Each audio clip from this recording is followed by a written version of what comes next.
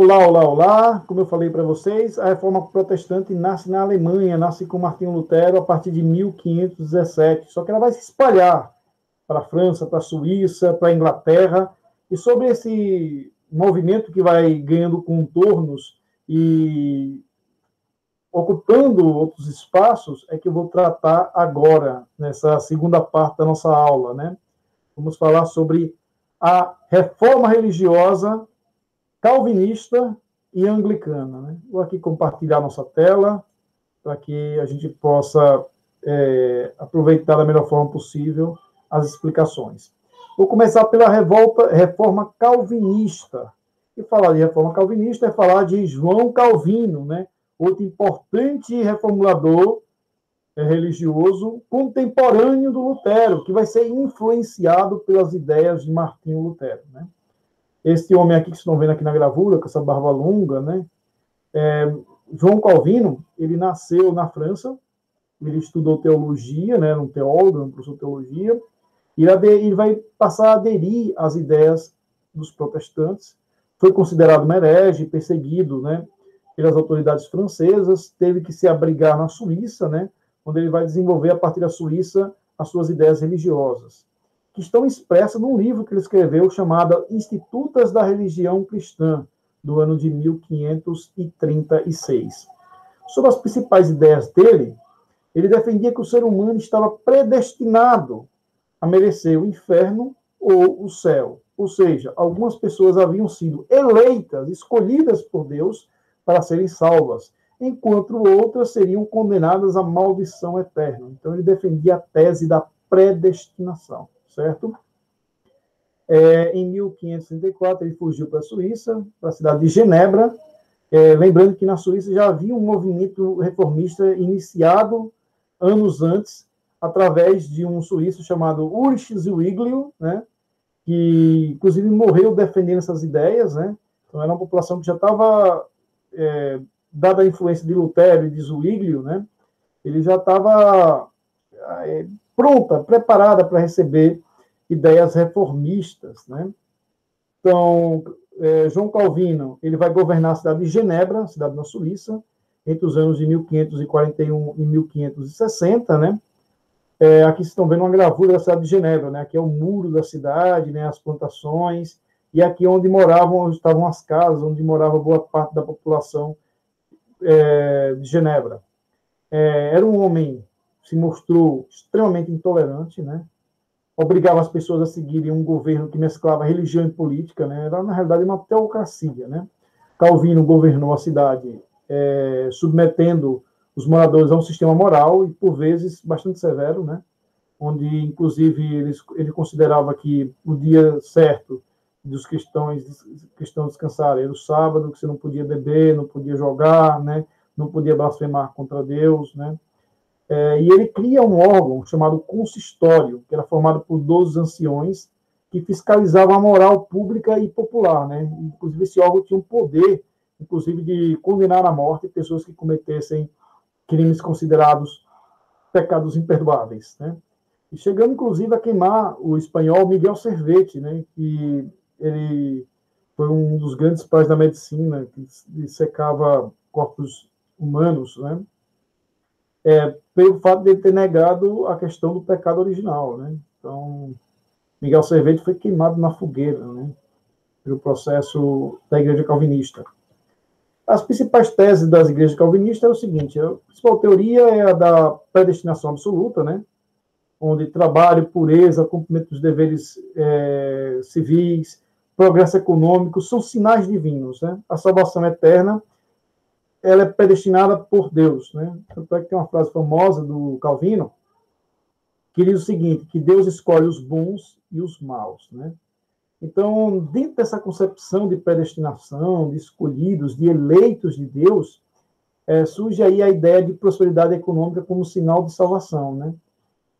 Então, Calvino pregava o estímulo ao trabalho e também a legitimidade do lucro, só que ele condenava o desperdício, né? Deus lhe deu dinheiro, não para você desperdiçar, esbanjar e etc. Ele condenava o jogo, o culto às imagens, as danças eram proibidas, né? O uso de roupas luxuosas, né? embora o luxo fosse censurado, a acumulação de riquezas e o lucro não eram consideradas imorais, né, dentro das teses calvinistas. As principais teses é a seguinte: a salvação se dava pela fé, Deus ele era tão soberano que ele era soberano na criação, na providência e na redenção, né? Ele exigia que as pessoas tivessem um estudo sério e criterioso das Escrituras, destacava a importância da educação, né? Tanto para pastores como para crentes, como forma de você doutrinar religiosamente os indivíduos, né? E formar gerações preparadas sob o ponto de vista teológicos, né? O governo era representativo através de presbíteros e de concílios, né? Negava a interferência do Papa em assuntos políticos, né? Não aceitava a ingerência do Papa em nada, né? Isso é um detalhe muito curioso. Esse movimento ele nasce na Suíça, né? Nasce na cidade de Genebra, mas ele vai se expandir, né? Através de missionários. Na Inglaterra, os calvinistas vão ficar conhecidos como puritanos, que é aquelas pessoas que acreditavam na pureza da fé, né? E esses puritanos serão perseguidos e vão migrar para os Estados Unidos, né? Na França, eles eram chamados de huguenotes. Esses huguenotes, inclusive, chegaram ao Brasil, né? No século XVI, né? Logo nessa época aí. Chegaram ao Rio de Janeiro. E na Escócia, eles eram chamados de plebisterianos, né? Que viviam em plebistérios. E esse processo foi conduzido por esse homem aqui, John Knox, né? Que nasceu em 1514 e morreu em 1532, né? Boa parte dos calvinistas tinham barba muito longa, né, que era a moda da época, né? E na Holanda eles eram chamados de reformados, né? Porque eles aderiram à reforma calvinista. Então esse movimento ele vai ganhar importantes espaços, né? Os calvinistas vão começar a surgir em várias regiões da Europa. A outra reforma também que se espalha nessa época é a chamada reforma anglicana, né? A reforma anglicana acontece na Inglaterra, né? Através do movimento chamado de anglicanismo, né? E esse movimento ele se dá por causa de um atrito entre o rei da Inglaterra e o Papa. Aqui estão vendo uma imagem muito bonita, né? Da Universidade de Cambridge, onde nós temos o rei Henrique VIII, né? E ele entra em contenda, em briga, com o Papa Clemente VII. Henrique VIII era o rei da Inglaterra e ele tinha sido muito fiel ao Papa, né? Inclusive o Papa deu a ele o título de defensor da fé. E ele, inclusive, chegou a casar-se com Catarina de Aragão, que era irmã do rei da Espanha, um dos países mais católicos da Europa naquela época, né? Só que esse homem, tão fiel, defensor da fé, é aquele que vai romper os laços com a Igreja Católica, né? Uma série de questões políticas e econômicas vão levar a esse rompimento, né? E vai se criar uma igreja nacional na Inglaterra, né? Ou seja, a igreja anglicana, né? A igreja dos anglo-saxões. Causas dessa reforma anglicana. Primeiro ponto, né? O fortalecimento da monarquia, né? Que a igreja católica exercia uma grande influência na Inglaterra, né? E para fortalecer o poder da monarquia inglesa, o Henrique VIII, ele teria que reduzir o poder do Papa, né? Por quê? Porque o Papa ele trazia recursos da Inglaterra para Roma, ele tinha poder sobre os seus cardeais, seus bispos e arcebispos, e o Estado ele buscava ter controle sobre essas importantes fontes de receita, né? Então, e tinha um problema, né? As pessoas respeitavam muito mais o Papa do que o rei, né? E o rei queria ser mais respeitado do que o Papa também. Tem a questão da posse das terras da igreja, né? A nobreza, ela queria se apossar das terras e dos bens da igreja. E quando a pessoa morria, deixava tudo para a igreja, quando não tinha herdeiros, né? Ou mesmo tendo herdeiro, deixava uma parte para a igreja para poder celebrar missas, né? E interceder junto à sua alma, né? Estava condenado ao fogo do purgatório. Por isso, era preciso apoiar o rei, né? A fim de enfraquecer os poderes da Igreja Católica. Então, a própria nobreza na Inglaterra vai apoiar Henrique VIII na sua proposta de criação da igreja. Porém, o ponto-chave para explicar a reforma anglicana é uma questão pessoal, né? A questão do divórcio de Henrique VIII. Vocês sabem muito bem que o divórcio, religiosamente, ele é proibido. Um homem, a partir do momento que ele casa na igreja com a mulher, esse casamento não pode ser dissolvido, né? A igreja não aceita divórcio. Divórcio é um processo civil, né? Só aceito um novo casamento se uma das partes morrer, né? Ou alguém se tornar viúvo, aí você pode casar novamente, né? Ou em caso de casamento não consumado, né? Essas eram as regras que a igreja estabelecia para a questão do novo casamento. Só que aí é o seguinte, o rei Henrique VIII, ele era casado com uma princesa espanhola, a Catarina de Aragão, que já era uma mulher de certa idade, né? Muito mais velha do que ele. E ele estava bastante descontente com o casamento, né? Era uma esposa já velha, que não conseguia lhe dar um filho. E ter um filho era muito importante. A função da rainha era dar um herdeiro, né? Para que a dinastia continuasse. E também o fato dessa rainha ser espanhola. E a Espanha era inimiga da Inglaterra. Espanha e Inglaterra viviam em conflitos, inclusive armados, né? E causavam uma situação de constrangimento. E aí, o que acontece? Desejando ter um herdeiro masculino, Henrique VIII ele se apaixona por Ana Bolena, né? Uma pequena nobre inglesa, que de início ela vai para o castelo, depois eles começam a ter um caso secreto, né? A rainha sabe de tudo, mas ignora, né? E etc. E nesse caso todo aí, Henrique VIII, que nasceu em 1491 e morreu em 1547, ele pede ao Papa, em 1529, que o seu casamento fosse anulado. O Papa agora está numa situação difícil, né? Ele tem o Filipe I da Espanha, que é irmão da Catarina de Aragão, que era aliado do Papa, pedindo que não fosse anulado o casamento, e o rei da Inglaterra querendo anular o seu casamento. O que acontece? O Papa não autoriza a anulação do casamento. Henrique VIII fica indignado com o Papa e resolve criar a Igreja Anglicana, onde ele seria a principal autoridade, né? Onde ele que daria os passos, né? Daria as orientações. E ele conseguiu que o alto clero e o parlamento reconhecessem o seu divórcio, né? A rainha Catarina de Aragão é expulsa da Inglaterra e ele se casa com Ana Bolena, né? E a história de Henrique VIII é uma história bem desgraçada. Aqui vocês estão vendo, ó, você virou Henrique VIII no slide anterior, aqui estão vendo Catarina de Aragão e a Ana Bolena, né? Ana Bolena bem mais jovem do que a Catarina de Aragão. E aí Henrique VIII casa-se com Ana Bolena, Ana Bolena não consegue engravidar, né? Tem a primeira filha, né? Elizabeth, que vai ser rainha da Inglaterra, e ela queria dar um filho, um herdeiro. E aí, como ele não conseguia engravidar, ela resolve, né, cometer incesto com seu irmão. O caso é descoberto, ela é decapitada, arrancada a cabeça dela, em 1536, juntamente com seu irmão, que é assassinado também. Toda trágica, né? Depois ele se casa com Jane Seymour, que conseguiu dar um herdeiro, um homem, né, para Henrique VIII, só que ela morreu de parto, né? E aí nasce o rei Eduardo, né, futuro rei da Inglaterra. Depois disso, Henrique VIII casa-se pela quarta vez com Ana de Cleves, em 1540. E ele se desgostou dessa mulher que só vivia criticando, gritando com ele, e se divorciou 6 meses depois, né?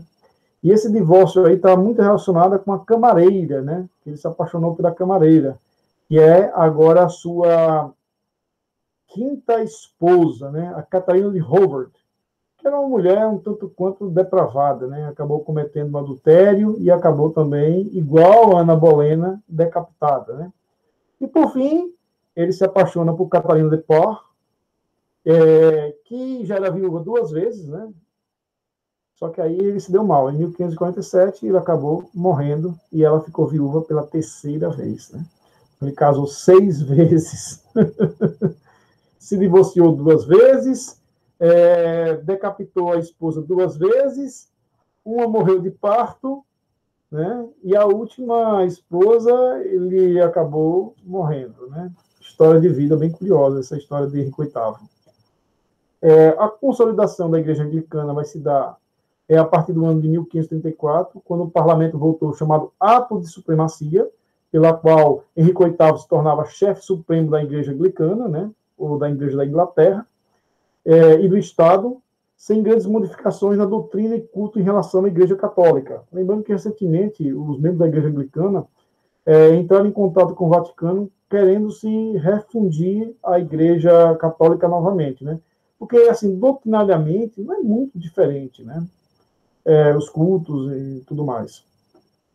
Ocorreram os governos sucessores de Henrique VIII, dos filhos e herdeiros de Henrique VIII, a continuidade da Igreja Anglicana. De início foi complicado, porque se tentou implantar o calvinismo, né? Uma das filhas de Henrique VIII, né, a Maria Sanguinária, vai tentar reimplantar o catolicismo, né? Mas a consolidação da Igreja Protestante se dá sob o reinado de Elizabeth I, né? Uma das filhas, a filha de Ana Bolena, né? Que governou praticamente toda a segunda metade do século XVI na Inglaterra, né? Ela vai publicar uma lei, a Lei dos 39 Artigos, né? Que vai instituir a Igreja Anglicana como Igreja de Estado. As principais teses da Igreja Anglicana são o seguinte, né? Que o rei é o chefe da Igreja, o culto e hierarquia são semelhantes ao catolicismo, a autoridade do Papa não é aceita e o latim é abolido dos cultos, né? Ele mantém a liturgia católica, mas usando a língua inglesa. Eles fundem elementos católicos com elementos calvinistas, né? Isso é uma coisa muito curiosa. A Bíblia deve ser interpretada pela Igreja Anglicana, mas os fiéis também podem examinar, né? Fazendo esse meio termo aí, metade católico, metade protestante, né? A salvação vem pela fé em Deus e também pela graça divina, né? Aqui vocês estão vendo um dos mais importantes templos da Igreja Anglicana, né? A Abadia de Westminster, em Londres, né? Bela construção da Igreja Anglicana, né? Um dos mais belos monumentos ingleses, religiosos ingleses. Aqui, aproveitando esse gancho, né? Vou mostrar aqui o mapa da Europa, que mostra os 3 vetores do protestantismo. Primeiro, a Alemanha, né? Essa região aqui do Sacro Império Romano Germânico, com Lutero a partir de 1517, que vai expandir o movimento para a Dinamarca, em 1536, para a Suécia, em 1527, e para o sul da Alemanha, em 1531, né? E Sudeste, em 39 e 1947, né? E chegando também à chamada Liga Teutônica, né? Já em 1550. Então, toda essa região aqui passa a ter culto protestante. Aqui nós temos o segundo vetor, né? Que é Genebra. A partir de 1536, vamos ter Calvino, que vai expandir para a França com os huguenotes, né? Para a Suíça, né? E para os Países Baixos, para a Holanda. E da Holanda, através do missionário John Knox, para a Escócia, a partir de 1560. Né? E o terceiro vetor da Reforma Protestante, Henrique VIII, essa região aqui da Inglaterra e Países de Gales, a partir de 1534, e vai chegar também para a chamada Irlanda do Norte, ou Ulster. Né? Então, boa parte da Europa vai continuar católica, né? Como aqui o exemplo da Bélgica, da França, Espanha, Portugal, boa parte da Itália, né? Áustria e Polônia, e partes da Hungria. Né? Aqui nós temos o Império, a Igreja Ortodoxa, e também o mundo muçulmano. Né? Então, é uma nova configuração, uma nova redesenho, né, da Europa, que vai estar surgindo a partir desse momento. E eu vou parar por aqui, e daqui a pouco nós vamos ao nosso último assunto, né? Que é a chamada Reforma Católica, né? Ou Contra-Reforma, como chamam alguns historiadores. Um abraço a todos vocês.